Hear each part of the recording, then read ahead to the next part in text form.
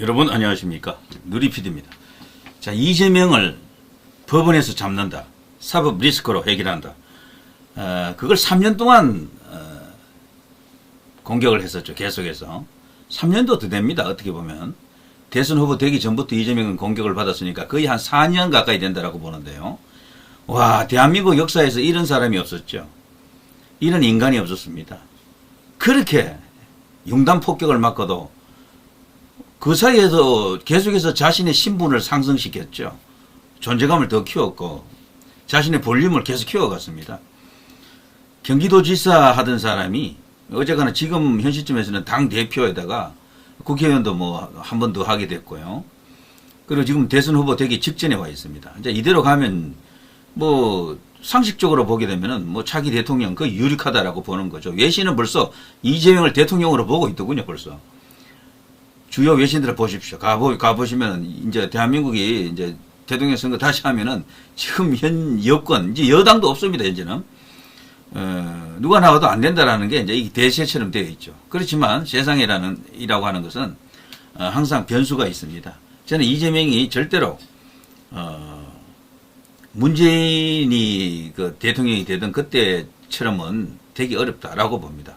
물론 될 가능성도 있지만 문재인이가 대통령 될 때처럼 그렇게 쉽게 무혈 입성은 못해요. 엄청난 피를 흘려야 될 겁니다.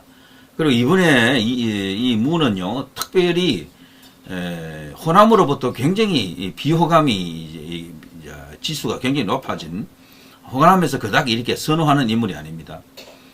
그래서 과연 이번에 호남에서 이재명에 대한 비토 수준이 어느 정도까지 나올 것인가. 예전에는 그냥 나가면 90 몇 프로 나왔잖아요. 그거를 70%대로 떨어뜨리기만 해도 대선에서 아웃시킵니다, 이거. 왜냐하면 호남은 전라남북도, 광주 이렇게 다 합쳐도 숫자가 그렇게 많지 않아요. 근데 그게 중요한 게 아니에요. 수도권에 호남 연고랄까 어마어마하게 많습니다. 어마어마하게. 그래서 합쳐서 다 1000만이라고 하지 않습니까? 자, 그렇기 때문에 호남에서 만일에 이번에 이재명에 대해서 어떤 심판론 같은 게 일어나가지고 이재명 비토론 같은 게 일어나서 어떤 행동을 이렇게 보여준다 그러면은 정말 예상 밖의 결과가 나올 수가 있죠. 예상 밖에. 양자 대결일 수도 있고, 삼파전일 수도 있고, 다자구도일 수도 있는데, 어떤 경우는 이재명은요, 어떤 한계가 뚜렷한 인물이죠. 확장성이 굉장히 죽어 있고, 여론조사 하면 항상 1등을 하는데 두 가지 다 1등을 하죠. 차기주자 여론조사 1등. 그런데 비호감 여론조사 1등입니다. 그래서 이재명은요, 경우에 따라서는, 정말, 놀랍게도 그 한계 속에 갇혀가지고, 당선이 못 되는 그런 일이 올 수도 있다라고 보는 사람들이 있습니다. 그런 시각이, 그런 분석이 없지 않아 있습니다. 그래서 전라도표, 호남표를, 이제 깰 수가 있느냐. 그것만 성공하면 저는 이번에 될 것 같은데요. 보수 쪽에서, 단결만 잘하면은 잡을 수도 있을 것으로 이제 봅니다. 이재명을 사법부를 통해서 잡는 것은, 솔직히 포기는 하긴 이릅니다만, 기대를 이제 키우면 안 될 것 같아요. 원래 이재명 같은 이런 인간은요, 정치로 잡아야 됩니다. 정치로 잡는다라는 게 뭐겠습니까? 이번 대선에서 잡아버리면 끝이죠. 이재명은 대선에서 떨어지는 경우 그냥 완전히 이제 낙동강 오리알되고, 갈 데가 없습니다. 그냥 감옥밖에 없어요. 감옥 가서 이제 몇십 년 살아야 됩니다. 딱 그것이 이제 정해진 루트인데, 만일에 여기서 대선에서 이기지 못하면은 이제 모든 이재명에 대한 그동안의 공격이 이제 무위로 돌아가는 것이죠. 당분간은. 대통령일 동안은 그 어떤 공격도 이제 통하지 않는다라고 봐야죠. 국회까지도 장악하고 있기 때문에. 혹자는 미국에서 대북 송금권으로 이렇게 데려간다 이런 말이 있는데, 대통령이 돼버리면 그것도 불가능하죠. 그게 되겠습니까? 그래서 대통령을 아무튼 허용하면 안 된다라는 거죠. 이재명을 감옥 보내려면 대통령으로 보내버리면 안 되고, 대통령이라고 하는 그 타이틀을 갖지 않아야지만이 이재명을 어떻게든 사법 처리를 하든 뭘 하든 할 수가 있습니다. 그런데 사법부에 대한 기대는 이제 버리는 게 맞는 것 같습니다. 완전히 버리지는 않더라도요. 대장동 재판에서 정인 나오라고 계속해서 법원에서 이제 이렇게 요청을 했잖아요. 뭔가 이렇게 문서도 보내고 했는데, 그때마다 이재명은 바보다 등등 하면서 아예 그들도 안 봤어요. 그래서 법원에서 이번에 대통령 탄핵 선고가 있기 전에 분명히 경고를 했거든요. 이런 식으로 나온다면 우리도 뭔가 이렇게 결심할 수밖에 없다. 그러면서 뭔가 이렇게 초강수를 두려고 하는 듯한 그런 뉴스가 나갔거든요. 그런데 돌연 대통령 탄핵되고 나니까 이러고 앉았네. 이제 더 이상 소환 안 하겠습니다. 이러네요. 이제 더 이상 소환 요청을 안 하겠습니다. 포기한 거죠. 그러니까 법원도 소환 포기했다. 이런 뉴스가 쫙 나옵니다. 저는 당신을 이재명이란 미래 권력을 이제 더 이상 소환하지 않겠습니다. 이게 지금 뭐 완전히 그냥 엎드리는 거죠. 완전히 이렇게 되면은. 그러니까 이 법원이라고 하는 조직도 말이죠. 국민 눈치를 많이 보는 건 확실하죠. 이런 걸 보게 되면은. 그리고 권력의 향방이라든가 이런 것에 대해서도 굉장히 민감하고, 그리고 국회를 쥐고 있는 쪽이 어딘가, 이게 또 굉장히 중요합니다. 왜냐하면 예산을 갖고 하는 것은, 예산을 갖고 장난치는 데는 여기거든요. 국회. 그리고 탄핵권을 갖고 있는 것도 국회 아닙니까? 그래서 요즘은 대통령만 배출해서 되는 게 아닙니다. 국회 권력까지 같이 가야 되거든요. 양자가 서로 만나야지만 이게 이제 완전체가 됩니다. 윤 대통령은 참 불운하게도 국회 권력의 도움을 요만큼도 못 받았잖아요. 그래서 박근혜 대통령 때보다도 더 열악한 상태에서 대통령 이라고 하는 직분을 이렇게 수행을 했었죠. 박근혜 대통령은 그래도 130 몇 석 가까이 갔었잖아요.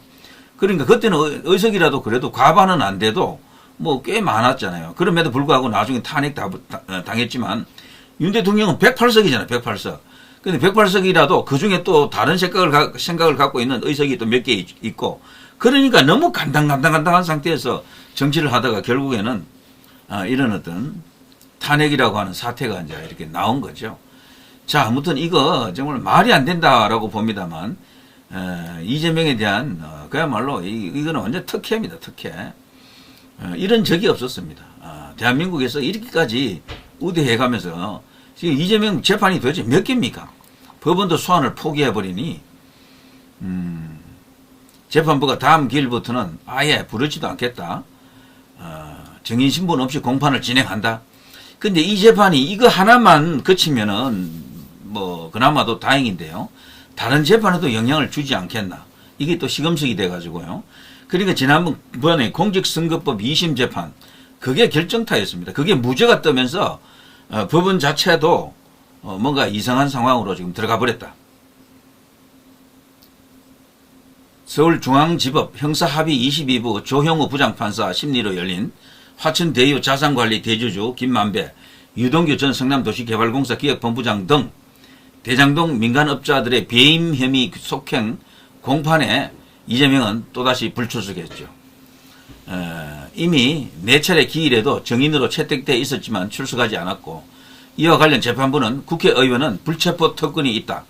국회의 동의를 받아 소환하는 게 현실적으로 어렵다고 보이고 과태료도 별다른 효용이 없다. 이 재판이 2021년부터 장기간 진행됐는데 정인 제재에만 몰두하면서 계속 재판을 할 수 없는 상황이다. 그래서 아예 정인 소환 없이 재판을 앞으로 진행하도록 하겠다. 이런 이야기입니다. 설령 국회의 동의를 요구한다고 해도 매달 기일을 지정해서 동의를 요구하고 국회에서 안건을 부의할 것인지, 그리고 부의한 결과 동의 의결이 이루어질 것인지를 매달 정인신문할 때마다 기다릴 수 없는 상황. 그러니까 국회의원이 한번 돼버리면은 참 이렇게 재판 한번 받게 하는 것도 어렵다라는 이야기고요. 더욱이 또 상대는 국회 제1당, 그것도 압도적 과반을 갖고 있고 과반 훨씬 넘는 의석을 갖고 있는 데다가 당 대표고, 그리고 또 유력한 대선 주자가 되어 있고, 이러니까요 재판부가 꼬랑지를 내렸다라고 보여집니다. 자, 아무튼 이 재판부는 정진상 전 민주당 대표실 정무조정실장에 대한 정인 소환 절차를 진행하기로 했고요. 이재명은 지난달 재판부의 4차례 정인 소환 중 2번만 정인 불출석 사유서를 제출한 뒤 그 뒤로는 사유서도 제출 안 했어요. 그냥 내배째라야 그냥 완전히. 자, 재판부는 지난달 24일에 과태료 300만원, 28일에는 과태료 500만원을 부과했죠. 여기에 대해 이재명은 지난 2일 과태료 결정에 대한 이 신청서를 제출한 상태. 형사소송법 151조를 보면요, 법원은 정인이 정당한 사유 없이 출석하지 않을 경우 500만원 이하의 과태료를 부과할 수 있다고 합니다. 그러니까 상한선이 500만원이야. 500만원. 그러니까 껌값이죠. 이런 사람들에게는. 자, 과태료를 받고도 정당한 사유 없이 다시 출석하지 아니한 때는 결정으로 정인을 7일 이내에 감치에 처할 수도 있다고 합니다. 감치라는 게 뭡니까? 일단 가두는 거잖아요. 구속하고는 좀 다르지만 어쨌거나 구치소에 이렇게 이제 유치장에 이렇게 감치도 할 수 있는데 말이죠. 또 같은 법 152조는 정당한 사유 없이 소환에 응하지 아니하는 정인은 구인할 수 있다라고 규정하고 있습니다. 다만 재판부에서는 구인이나 감치 절차는 상대가 상대인 만큼 진행하지 않기로 했다라고 합니다. 자, 한편 대장동 민간업자들은 이재명이 성남시장으로 재임하던 시절 진행된 대장동 개발 사업과 관련해 성남 도시개발공사에 4,895억 원의 손해를 끼친 혐의 등으로 재판에 넘겨졌었죠. 이재명은 성남시장 시절 이들에게 유리한 대장동 개발 사업 구조를 승인해 공사에 손해를 입힌 혐의 등으로 정진상 전 당 대표실 정무조정실장과 함께 중앙지법 형사합의 33부 여기 이제 이진관 부장판사라고 하는데요. 여기서 별도로 재판을 받고 있는 거죠. 정말 참 듣도 보도 못한 인간이고요. 자, 이런 사람은 다시는 나오지 않는다라고 확신할 수가 있겠죠. 자, 아무튼 법원, 사법 리스크 이런 걸로 4년을 진짜 있는 화력 없는 화력 총공격해서 퍼부었는데 결과적으로는요 상처 하나 못 냈습니다. 상처 하나 못 냈어. 가벼운 상처도 하나 안 입었어. 가장 위험했던 게 본인이 구속될 뻔했었죠. 그걸 법원에서 한번 유창훈입니까? 판사가 살려줬고요. 그때 구속이 됐으면 이재명이 끝났을 수가 있습니다. 그때가 한번 컸고, 그리고 공직선거법 이게 2심에서 여기서 만일에 확인사살이 들어갔더라면은 이재명 사실 끝날 수가 있었는데 여기서 극적으로 또 살아나 버렸고, 이 사람은요 법원에서 벌써 몇 번 살아났죠.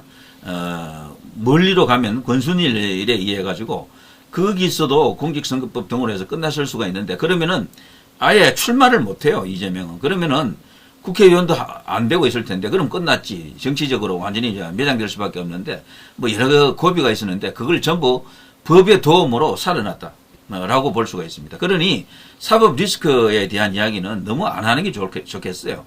제가 우파 유튜버들이 사법 리스크 이야기를 너무 많이 했던 이유 중에는 변호사 출신 유튜버들이 너무 그 이야기를 많이 해서 그래요. 사실은 희망 회로를 너무 돌린 거지 사실은. 그래 그게 맞아 들어간 게 하나도 없어 제가 보니까. 그래 결과적으로 정치로 잡아야 됩니다. 정치로 잡는 게 뭐겠습니까? 결국에는 선거에서 이겨야 됩니다. 이번에 이길 가능성도 없지는 않습니다. 물론 높지는 않아요. 반드시 이긴다, 80% 이긴다, 90% 이긴다 이런 게 아니에요. 이길 확률은 제가 볼 때 30%에서 한 40% 사이가 될 것으로 봅니다. 적은 확률이지만 그래도 만만치 않은 확률이다. 충분히 변수에 따라서는 그리고 세결집하기에 따라서는 그리고 반명 전선을 제대로 구축하기만 한다 그러면은 유효한 전략 전술이 이제 여기에 적용된다 그러면은 이재명을 극적으로 잡을 수가 있다. 그러면 이재명을 완전히 이제 끝낼 수가 있겠죠. 정치로 이기면요 모든 걸 다 이길 수가 있습니다. 효과도 어마어마하게 커요. 그렇게 되면은 자, 이 정도 하겠습니다. 누리 PD 김준이었습니다.